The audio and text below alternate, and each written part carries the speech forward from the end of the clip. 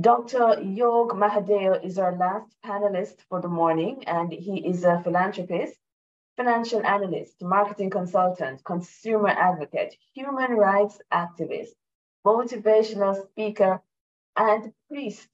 He is currently serving as a consultant with Seaborn Incorporated and Rockaways Oil Fields. Mr. Mahadeo is equipped with qualifications that include chartered accountancy, a doctorate degree in finance, a master's degree in business, and a bachelor's degree in law, marketing, journalism, and professional writing. Mr. Mahadeo, Dr. Mahadeo, has a vast experience in finance, marketing, finance modeling, research, information technology, telecommunications, and social and community projects. And I think, Dr. Mahadeo, I could go on, but I now hand over to you for our last presentation. Good morning. Thank you for joining us. Good morning, and thank you, Elizabeth. So good to be here, and let me say congratulations to the PUC for putting this this presentation, this panel discussion together. So, you know, in addressing the consumers in Guyana, Vidya quite rightly closed by reminding us it is Consumers' Rights Day. And, you know, I had posted on Facebook, do we know our rights? Do we exercise our rights?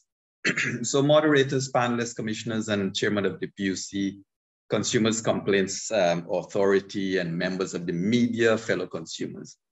I've been asked to make an input into this discussion. And as I was thinking about this topic, I made a few calls and a few visits, spoke to consumers on the West Coast, in Berbice, in Essequibo, Parfait, Dairy, Paradise, Belladrum, Port Morant, Crabwood Creek, and Regina, Lethem. The last couple of days have been busy. And wouldn't you know, there are problems. Blackouts. Let me say it again, blackouts. Discolored, smelly water. You go now to Parfait, they're being told to go spend money to treat their water. Drop calls, the whole works. What an experience. Moderator, it's very difficult to make an input into this topic that is going to speak well of the state of situation in this country. But consumers taking the driver's seat, it is such a good discussion point, and it happens at an important part of the development of this country. As Guyana takes important and necessary strides towards development, towards its own development and advancement, we need to remember that power, communication, and water are critical to our development. There are so many industries in Guyana, sadly, that require incisive overview. Too many to list here, and I'm not going to list them here. But as a quick example, the banking sector is quickly becoming a runaway train, giving consumers access, but yet they must pay for that access and must pay for every transaction, which, by the way, saves the bank money. But today we are talking about utilities and the consumer's reaction to that sector. So yes, power and communication are key drivers for business and for people. And there are classes of consumers, those who consume but pass on the cost to other consumers, and the real consumers, indeed, the real consumers. You see, at some stage, every business is a consumer of another company's product. The telecoms company would, for example, would agitate about the high cost of power. And the power company would continue to seek its evolution into smart tech without affordable connectivity. It's all connected, we say. Yet, whether these behemoths dance with each other or pinprick each other, the reality is that it is the mass-based consumer, the people, who are eventually skewered. Indeed, our topic for today's discussion will be a moot point if one were to look at the reality of our country where our people live. Consumers are so busy eking out a daily bread that they're almost analgesic to the continued, consistent molestations of their few dollars. We live in an oil-rich nation. I know a lot of people wouldn't want me to go here, but you know what? As a consumer, I speak, we live in an oil-rich nation that is insistent on robbing the mouths of children so that a handful of politicians and businesses can be well and do well. And when complaints are made, we are given some grievous handouts and credits as if to make it worth our while. Consumers' rights and responsibilities, yes. As the Secretary and Legal Officer to the PUC mentioned, It encompasses legal, ethical, and social issues related to the sale and purchases of goods and services. However, consumers are continue to be faced with unscrupulous business and shady, corrupt public happenstances, so that ethics and legalities are oftentimes reversed by those who hold offices and desks, as they argue with themselves that it is not unlawful what they're doing. Consumers' rights may be, on one hand, be said to be better because of the stellar work, and hats off to the PUC, the stellar work that the PUC is doing and the Consumers Complaints Authority is doing. I've had personal experience with both of these groups, and hats off to them. It is not easy for them to get where they are and to represent consumers. You know, they represent consumers something like as if they're the consumer bodies. So hats off. However, one sad fact is that too many consumers, and Mr. Khan spoke of this earlier, too many consumers are still in the dark. No pun intended. They're still in the dark because their rights have not been effectively communicated. Again, no pun intended. In a nation that has a relatively small consumer base, we have to fork out our hard-earned dollars to meet the demands of the public officials and salaries and allowance and fancy entourages. And we also have to face the ill fate that even our money used to buy talk time are expired upon us by Telecom Almighty. You see, moderator, in Guyana, sadly, the water company argues a high reconnection fee to meet its financial targets. By extrapolation, they profit from reconnection, which is a norm in Guyana. The telephone companies will expire your money at month end because you couldn't afford to add $100. So if you have $3,000 credit and you fail to add $100 at the right or wrong time, you will lose that $3,000, even though you paid for an intended talk time. We live a blackout experience in this country. When it will strike, you never know, but know for sure, like a heart attack, it will strike.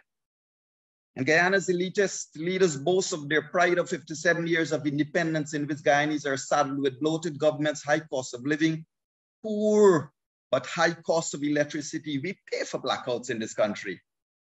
Poor non-potable water, expensive one at that, in a land of many waters. And guess what?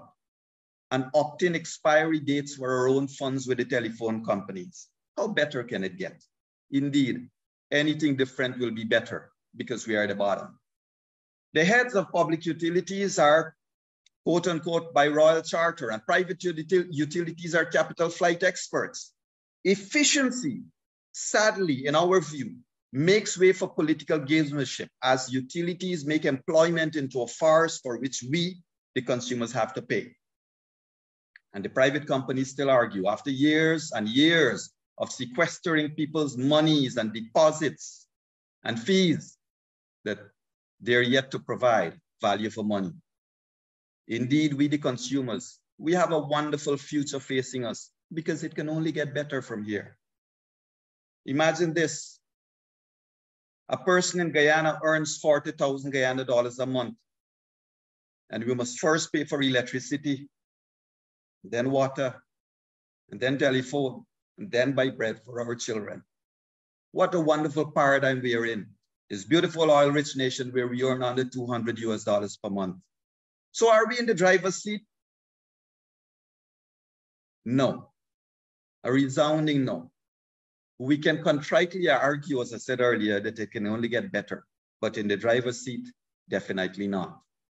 As I said earlier, consumers are too busy eking out a living and pampering to the execrable elected elites to even heed the dollars slyly being pulled from our pockets by greased fingers of the behemoths that provide services.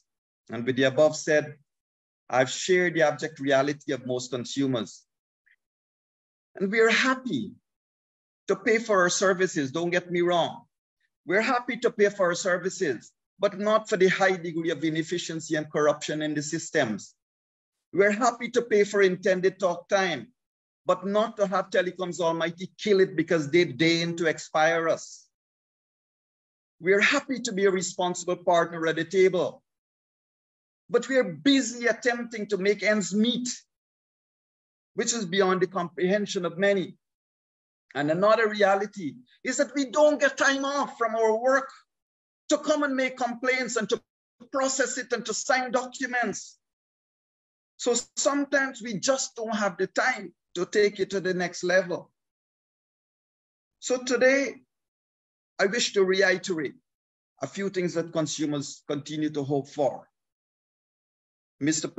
Vidyahar Prasad mentioned the rights and responsibilities of consumers. I wish to echo them from the consumer's perspective. Our right to full information. Presently, there is a tendency to implement change in service and prices, and consumers are told that if they do not wish to continue this new dispensation, they need to go to a particular website and opt out. They were never given the choice to opt in the first place. And there's no guarantee that the so-called new dispensation will be at a standard quality or price. Too often, the pain of going through the process of manually opting out is so tedious, time-consuming, and leave consumers too frustrated that they end up paying for something they never asked for or contracted for, a change that is imposed upon them. And if they don't accept the change, then their current service is quickly degenerated and depreciated to force them to change to a higher cost product. So yes, right to full information. Another one, our right of choice, right to choose. I'm glad that it was number portability was mentioned. Consumers ought to have the right to choose from a variety of products, yet we cannot choose to keep our number if we want to change operator. And change operator, well, that's another story for another day. We have no choice for electricity or water. So the notion of choice is but a figment that is securely implanted by the high-paid shills. Moderator, our right to advocacy and representation. As I said earlier, thank God for the PUC and for the hardy souls like Pat Dayal and a handful of others that some degree of representation is being done. Other than the PUC, advocacy and representation is all voluntary. There is no mechanism that is set up to provide proper advocacy and representation for consumers, that is, except through a government-controlled entity that must now examine other government-controlled entities. So advocacy and representation is done by the PUC, by the Consumers and Complaints Authority, but by and large, whatever the rest of the civil society does, it's all purely voluntary and it is not enough. Our right to be educated about products and services. I mentioned this in another way earlier. Too often consumers are taken for granted. Some companies decide to pass what they term as upgrade, but the reality is that it is a change in service. They do not educate consumers, instead they provide ultimatums. We have ongoing issues with arbitrary replacement of service for a higher paid service, without any attempt to justify or educate how or why we are forced to a costlier service because the provider wants to save money with new tech. But we have to pay for a costlier service. Who saves? So our rights have been largely redefined to suit the needs of the service providers. Some backed by government and some backed by the monopoly of their product. But it's like WYSIWYG, the days that gone by. What you see is what you get, literally, quite literally.